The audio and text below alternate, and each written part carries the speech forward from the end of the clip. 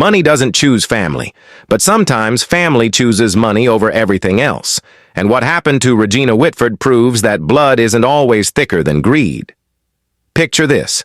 A 28-year-old woman standing in a mahogany-paneled study that costs more than most people's homes, holding a photograph that represents everything she's about to lose and everything she's about to fight for.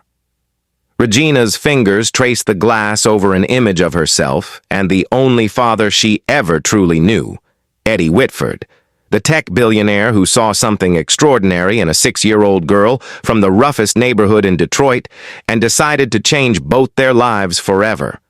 But here's the thing about fairy tales. They don't prepare you for what happens when the fairy godfather dies and leaves you his entire kingdom. Regina had always known she was adopted. What she hadn't known was that this single fact would become a weapon aimed directly at her heart. You see, when Eddie Whitford passed away unexpectedly at 62, he didn't just leave behind a tech empire worth over $1 billion. He left behind a will that would shock the world and tear apart everything Regina thought she understood about family, loyalty, and love. The reading took place in the same study where Regina now stood, surrounded by lawyers in expensive suits and the lingering scent of Eddie's favorite cigars. The attorney's voice cut through the silence like a blade. "To my beloved daughter Regina, I leave my entire estate, all assets, properties, and holdings, with no conditions, no trustees, and no shared beneficiaries." The room fell silent. Not a single board member, not a single charity, not even a token amount to distant relatives. Everything, every single penny of that billion-dollar fortune went to the adopted daughter who had called him dad for 22 years. But here's where our story takes a dark turn. Because within hours of that will being read, Regina's phone started ringing, and the voices on the other end weren't calling to offer condolences. The first call came from a number she didn't recognize, but the voice was hauntingly familiar, gravelly, demanding, and carrying the weight of years she'd tried to forget. "Regina, baby, it's your mama.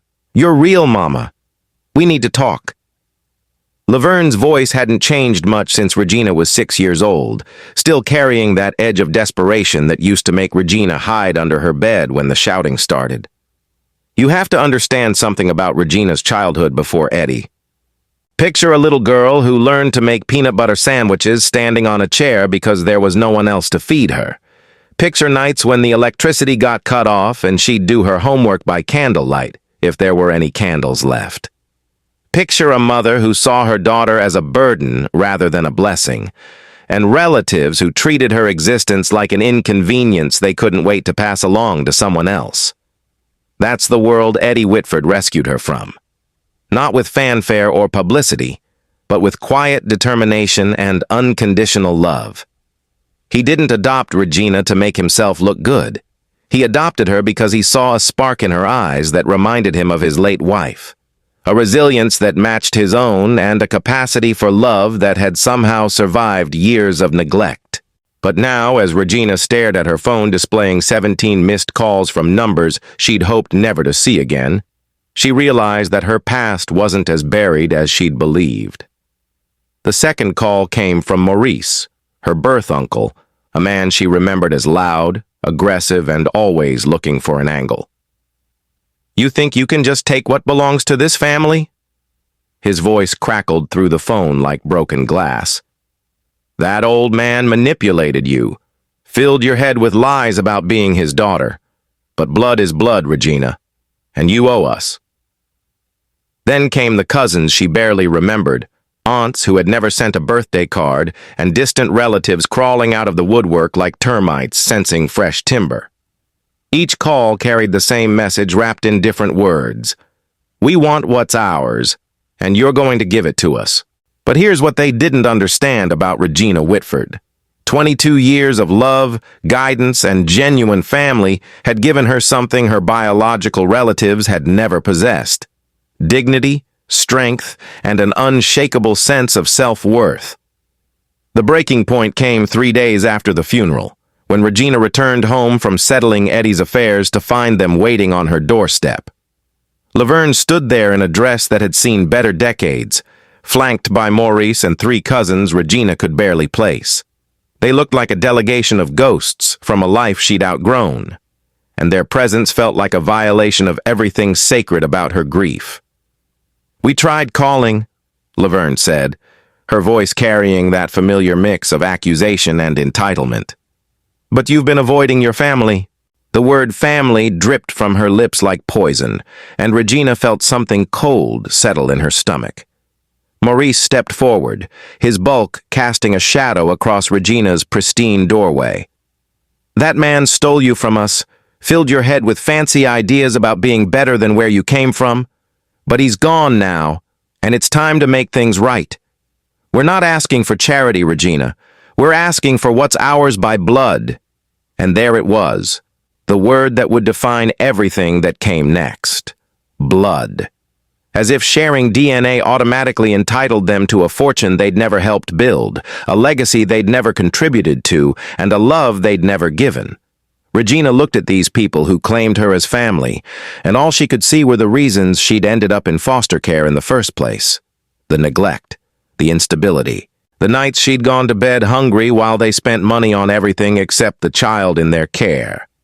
She remembered being 6 years old and feeling like a burden they couldn't wait to get rid of. And now here they were, claiming her as their own, because she represented something they wanted. "I think you should leave," Regina said quietly, her voice steady despite the storm raging in her chest. But Maurice wasn't finished. "You can play the high and mighty act all you want, but we know who you really are. You're one of us, whether you like it or not, and we're not going away until we get what we deserve." That's when Regina realized this wasn't just about money. This was about something much deeper, much more dangerous. This was about people who believed that biology trumped love, that blood mattered more than bonds, and that she owed them something simply for existing. As she watched them walk away, Regina knew this was just the beginning. The phone calls would continue, the pressure would mount, and somewhere in the back of her mind, a terrible question began to form. A question that would haunt her through everything that was about to come. What happens when the people who gave you life decide they want to take everything else away from you? And how far will they go to get it? If you're gripped by Regina's story and want to see how this billion-dollar battle unfolds, hit that subscribe button right now, because what happens next will challenge everything you think you know about family, justice, and the price of love. Trust me, you won't want to miss what Regina discovers about her biological family's true intentions, and the shocking lengths they'll go to claim what they believe is theirs. But first, I need to ask you something that's going to stay with you long after this story ends. If someone rescued you from a life of neglect and gave you everything, love, opportunity, and purpose, do you owe anything to the people who let you down when you needed them most? 3 weeks after Regina told her biological family to leave her doorstep, a process server appeared at her front gate with papers that would turn her private grief into a public spectacle.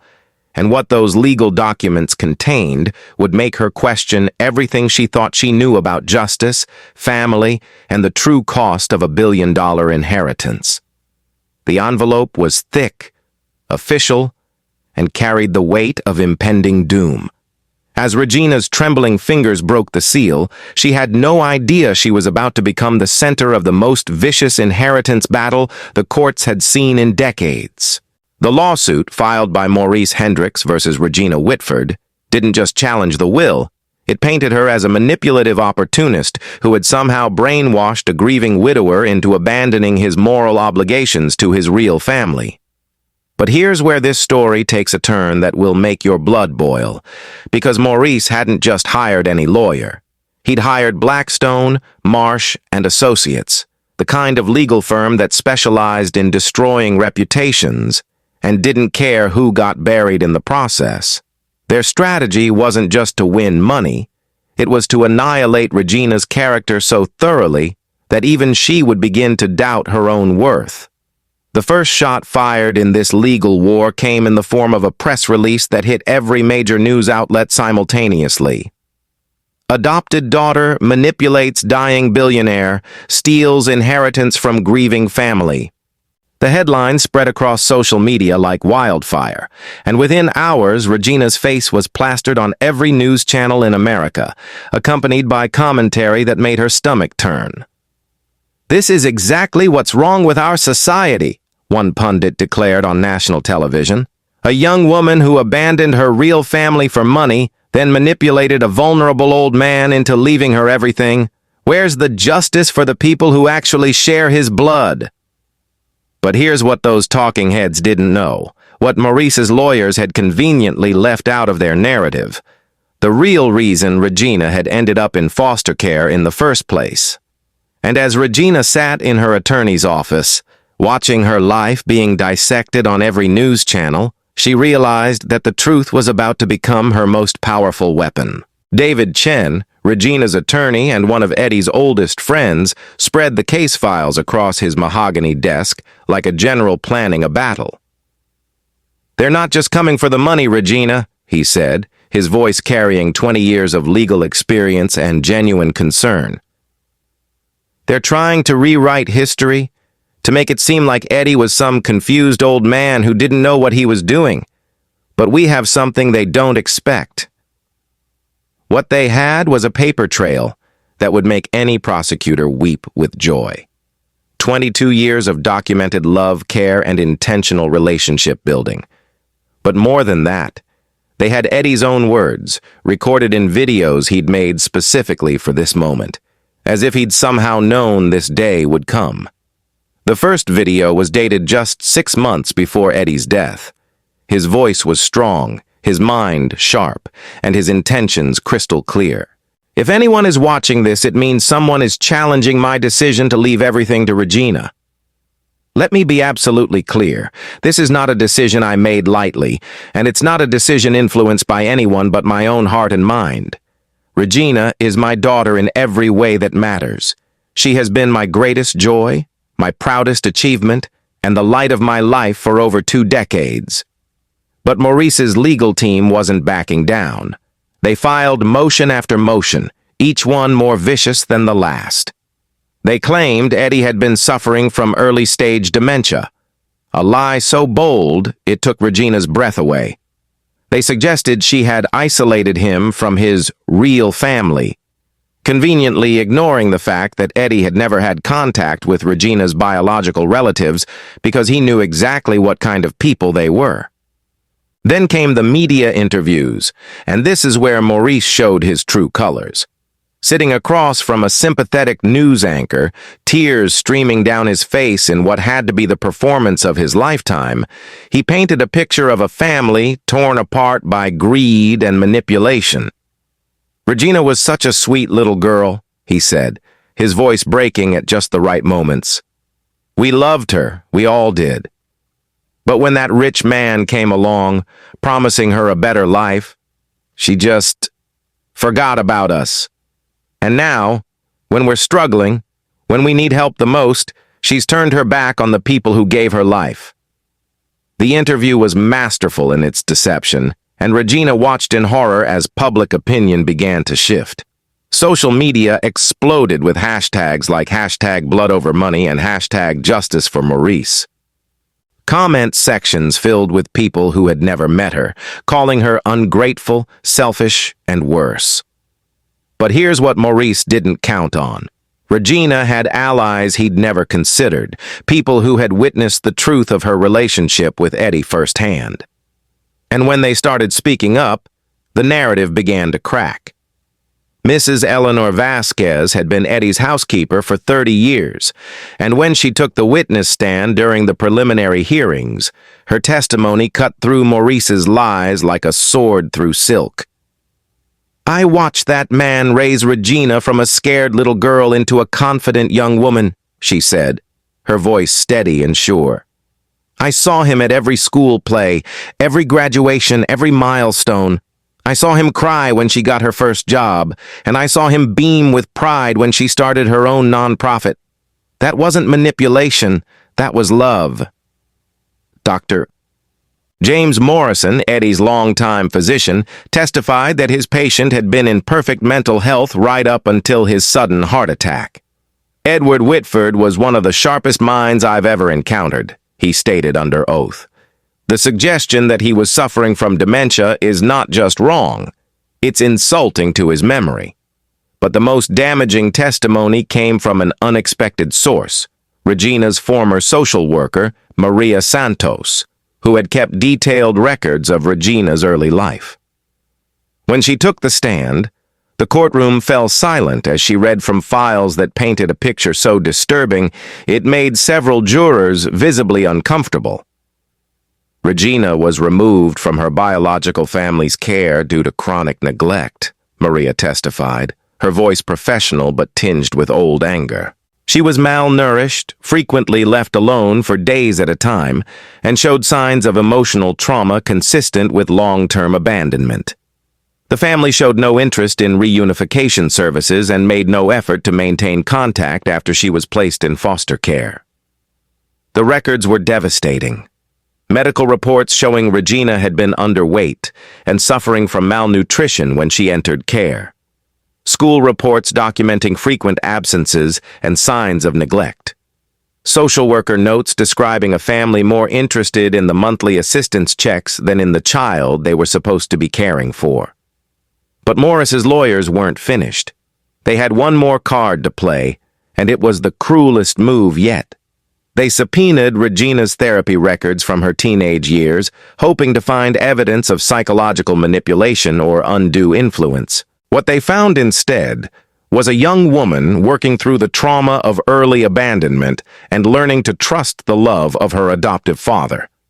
The therapy notes, read aloud in court, painted a picture of a girl who had initially struggled to believe she deserved Eddie's love, who had nightmares about being sent back to her biological family, and who had worked hard to overcome the emotional scars of her early childhood. Far from showing manipulation, the records demonstrated a healthy father-daughter relationship built on patience, understanding, and genuine care. As the case dragged on, Regina found herself reliving every painful memory of her childhood. The nights she'd gone to bed hungry while Laverne spent grocery money on cigarettes and lottery tickets. The times she'd been left alone for days while Maurice and his friends partied in the next room. The constant feeling that she was unwanted, unloved, and in the way. But here's what started to happen as the truth came out. Public opinion began to shift again. People started asking uncomfortable questions about Maurice's motives. Why had he never tried to contact Regina in over 20 years? Why was he only interested in being family now that money was involved? And why were his lawyers working so hard to suppress evidence of the family's past neglect? The turning point came when investigative journalists started digging into Maurice's background. What they found was a man with a history of get-rich-quick schemes, failed businesses, and mounting debts. Court records showed he owed money to multiple creditors, had filed for bankruptcy twice, and was facing foreclosure on his home. Suddenly, his tearful interviews about family loyalty looked a lot more like calculated desperation. But the most damaging revelation came from an unexpected source, Laverne herself. In a moment of what can only be described as spectacular stupidity, she gave an interview to a tabloid magazine where she let her true feelings slip. "That girl owes us," she said, apparently forgetting that cameras were rolling. "We gave her life, and now she's living high and mighty while we struggle. She's got more money than she could spend in 10 lifetimes. What's wrong with sharing it with the people who made her?" The interview was a disaster for their case, revealing the sense of entitlement that had driven the lawsuit from the beginning. But it also revealed something else, a fundamental misunderstanding of what family actually means. As Regina sat in the courtroom day after day, listening to lawyers argue about her worth, her character, and her right to be loved, she began to understand something profound about the nature of family and belonging. The people claiming her now had never chosen her when it mattered. They had never fought for her when she was vulnerable. They had never sacrificed anything for her well-being or happiness. But Eddie had chosen her every single day for 22 years. He had chosen her when she was difficult, when she was scared, when she was testing the boundaries of his love to see if it was real. He had chosen her when she made mistakes, when she disappointed him, when she was learning how to be part of a family, and in the end, he had chosen her one final time by leaving her everything he had worked his entire life to build. The media circus continued to rage around her, but Regina found herself growing stronger rather than weaker under the pressure. Every lie Maurice's lawyers told only highlighted the truth more clearly. Every attempt to paint her as manipulative only demonstrated how genuine her relationship with Eddie had been.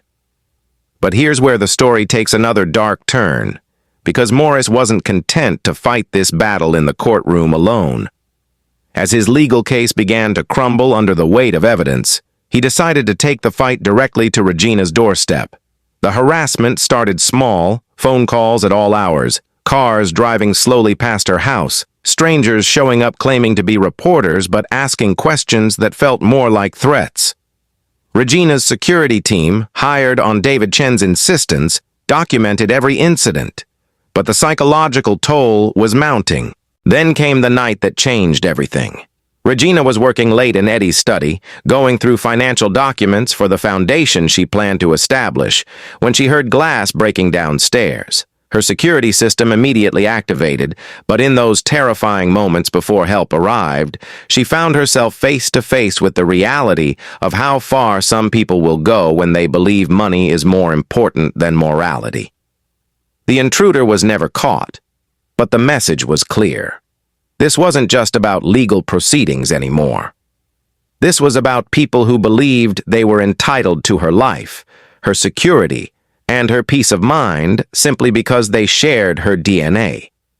As Regina stood in her ransacked living room, surrounded by broken glass and overturned furniture, she realized that this battle was about more than just money or even family. This was about the fundamental question of what we owe to people who gave us life but never gave us love, who claim us as family but treat us as property, who demand loyalty they never earned and respect they never showed. The police investigation revealed something chilling.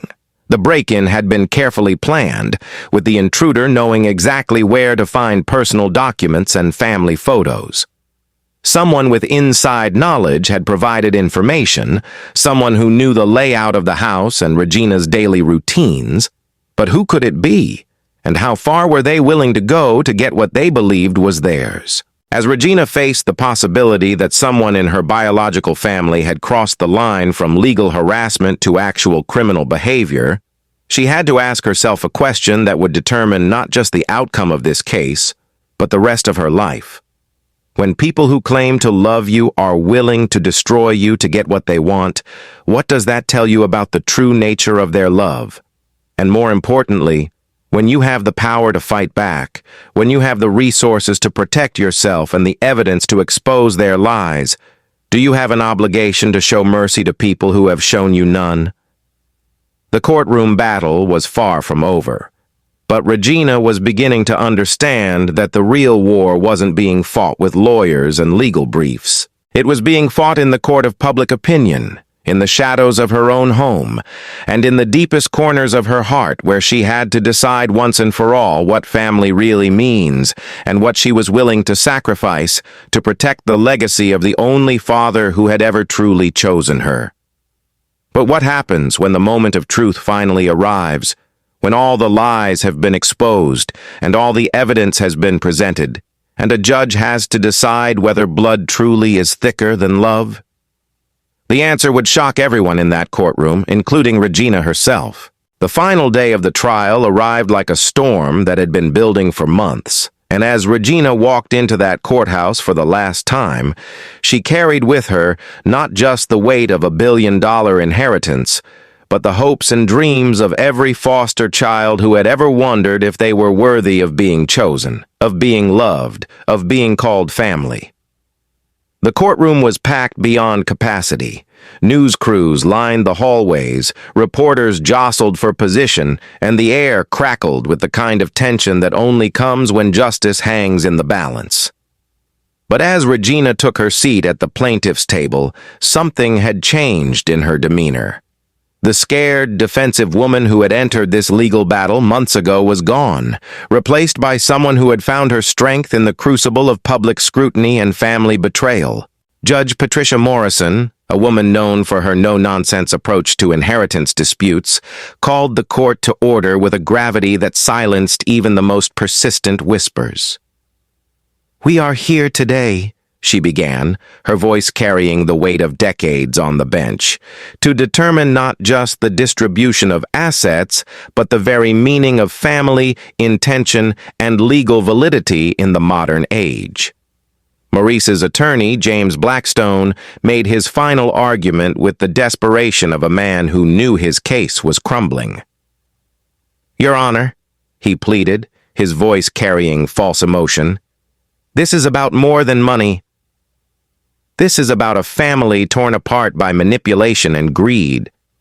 Edward Whitford may have been a brilliant businessman, but he was also a lonely widower, vulnerable to the influence of a young woman who saw an opportunity and seized it. But here's where Blackstone made his fatal mistake. He underestimated the power of truth when it's backed by 22 years of documented love. David Chen rose to present Regina's final defense, and what he revealed in those crucial moments would redefine everything the courtroom thought they knew about this case. "Your Honor, the plaintiff's attorney speaks of manipulation, but I ask you to consider this. Who was really being manipulated here? Was it Edward Whitford, a man of extraordinary intelligence and business acumen who made careful, documented decisions about his legacy? Or was it Regina, a 6-year-old child who was told by her biological family that she was unwanted, unloved, and better off somewhere else?" The evidence Chen presented was devastating in its completeness. Video after video of Eddie explaining his decisions, not just about the inheritance, but about his choice to adopt Regina in the first place. Letters he had written to friends describing his joy at watching Regina grow, his pride in her accomplishments, his gratitude for the light she had brought into his life after his wife's death. But the most powerful piece of evidence was something no one had expected. A recording Eddie had made just weeks before his death, specifically addressing the possibility of this exact legal challenge. His voice filled the courtroom, strong and clear and unmistakably lucid. "I know there may be people who question my decision to leave everything to Regina. Let me address that directly. I have never met Regina's biological family, but I know enough about them to understand why she needed to be rescued from that situation. I chose Regina not because I was lonely or confused or manipulated, but because she chose me back. Every day for over 20 years, she chose to be my daughter, to love me, to care for me, to build a life with me. That's not manipulation. That's family." The recording continued, and with each word, Morris's case crumbled a little more. "I am leaving Regina my entire estate because she has earned it through love, dedication, and the simple act of being present in my life when it mattered most. I am not leaving anything to her biological relatives because they forfeited any claim to her the day they decided she was too much trouble to keep." As Eddie's voice echoed through the courtroom, something remarkable happened. You could see the shift in the jury's faces, in the spectators' posture, even in the reporters frantically scribbling notes. This wasn't the rambling of a confused old man. This was the clear, intentional statement of a father protecting his daughter even from beyond the grave. But Maurice wasn't finished fighting. In a move that shocked everyone present, he suddenly stood up and began shouting from the gallery. "That's all lies!" he yelled, his composure finally cracking under the pressure. "She poisoned his mind against us. She made him think we didn't want her, but we did. We always did." The outburst was exactly what Regina's legal team had been hoping for, because it revealed the fundamental contradiction at the heart of Maurice's case. If they had always wanted Regina, why had they never tried to contact her? Why had they allowed her to be placed in foster care without a fight? Why had they only emerged from the shadows when money was involved? Judge Morrison's gavel came down like thunder. "Mr. Hendricks, you will control yourself, or be removed from my courtroom. But the damage was done. Maurice's mask had slipped, revealing the desperate, entitled man beneath the grieving family member act. As the courtroom settled back into tense silence, Regina found herself thinking about something Eddie had told her years ago. The truth has a way of revealing itself, sweetheart. You just have to be patient enough to let it happen. The jury deliberated for less than 2 hours, a remarkably short time for such a complex case. When they returned, their faces were solemn but certain. The foreman, a middle-aged man who had listened intently to every word of testimony, stood to deliver their verdict. In the matter of Hendricks versus Whitford, we find that the will of Edward Whitford is valid, legal, and represents his true intentions. We find no evidence of undue influence, manipulation, or mental incapacity. The inheritance stands as written. But Judge Morrison wasn't finished. In a move that surprised even seasoned court observers, she decided to make a statement that would be quoted in law schools for years to come.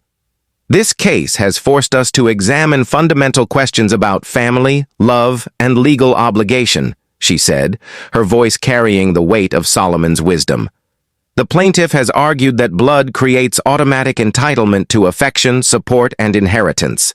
The defendant has demonstrated that family is built through choice, commitment, and consistent care over time. She paused, looking directly at Maurice and his legal team.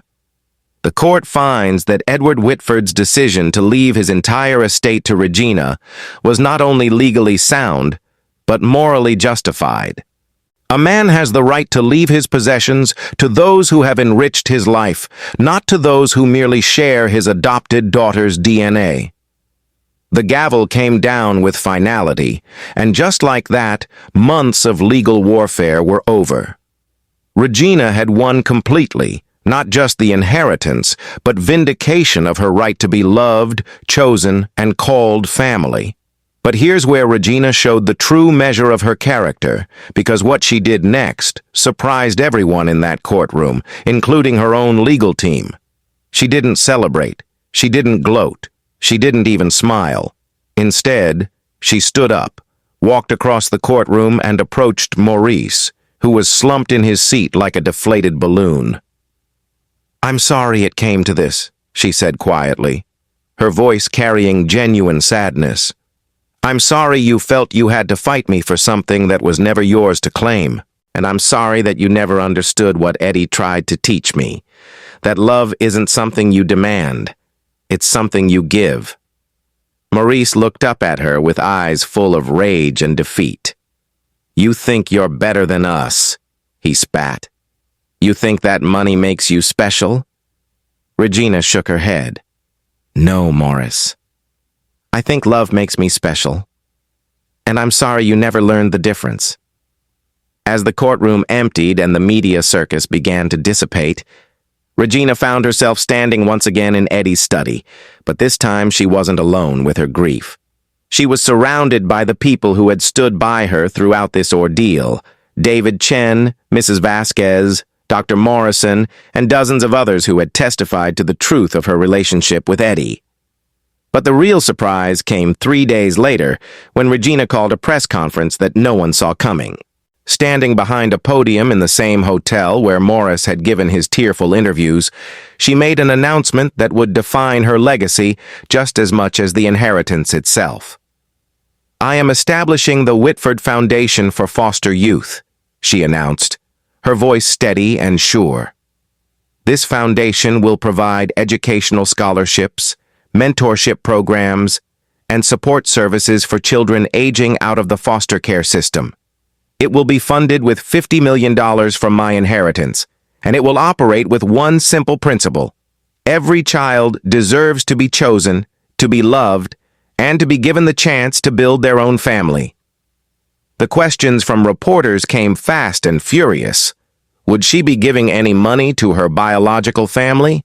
Would she consider reconciliation? Did she feel guilty about keeping the inheritance? Regina's answers were as clear as they were final. "I will not be providing financial support to people who only see me as a source of income." Love and forgiveness do not require enabling harmful behavior. I forgive my biological family for the pain they caused me as a child, and I forgive them for the pain they tried to cause me as an adult. But forgiveness doesn't mean I have to fund their lifestyle or pretend that their motives were pure. But perhaps the most powerful moment came when a young reporter, barely out of college, asked the question that cut to the heart of everything. Ms. Whitford, what would you say to other adopted children who might be watching this story? Regina's composure finally cracked, but not with sadness, with joy. I would tell them that being chosen is more powerful than being born into something. I would tell them that the family that fights for you, that sacrifices for you, that loves you through your worst moments, that's your real family. And I would tell them that they are worthy of that love, not because of their blood or their background, but because of who they choose to become. The press conference ended, but Regina's story was just beginning. Within months, the Whitford Foundation had helped place hundreds of foster children in loving homes, provided scholarships to dozens of young adults, and created a network of support that would outlast any inheritance. Maurice and his family faded back into obscurity, their 15 minutes of fame ending as abruptly as it had begun. Laverne gave one final interview, bitter and unrepentant, claiming that Regina would get what's coming to her. But her words fell on deaf ears.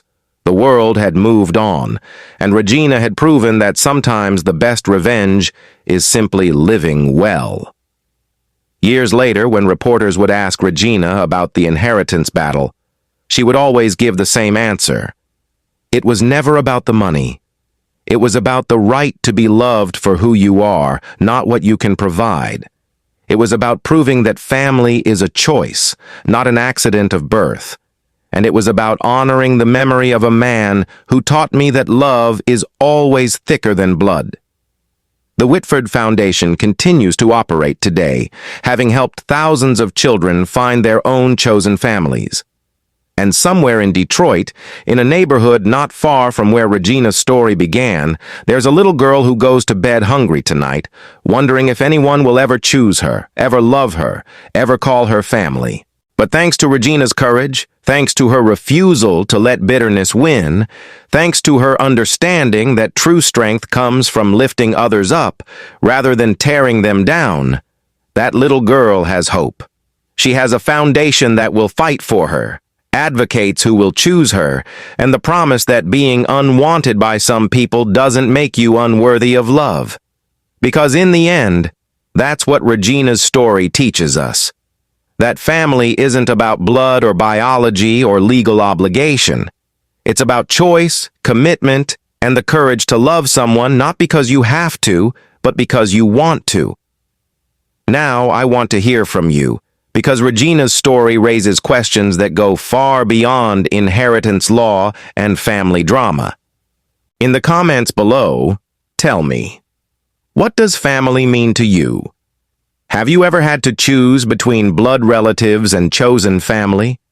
And if you had Regina's resources, how would you use them to help others who are searching for their place in the world? But more than that, I want you to think about the children in your own community who might be waiting for someone to choose them. Share this story, subscribe to this channel, and let's start a conversation about how we can all be part of the solution. Because every child deserves what Regina found, not just financial security, but the unshakable knowledge that they are worthy of love, worthy of choice, and worthy of being called family. Hit that subscribe button, ring the notification bell, and let's continue exploring stories that remind us what it truly means to be human. Because in a world that often feels divided by blood, race, and circumstance, Regina Whitford's story proves that love really can conquer all, if we're brave enough to choose it.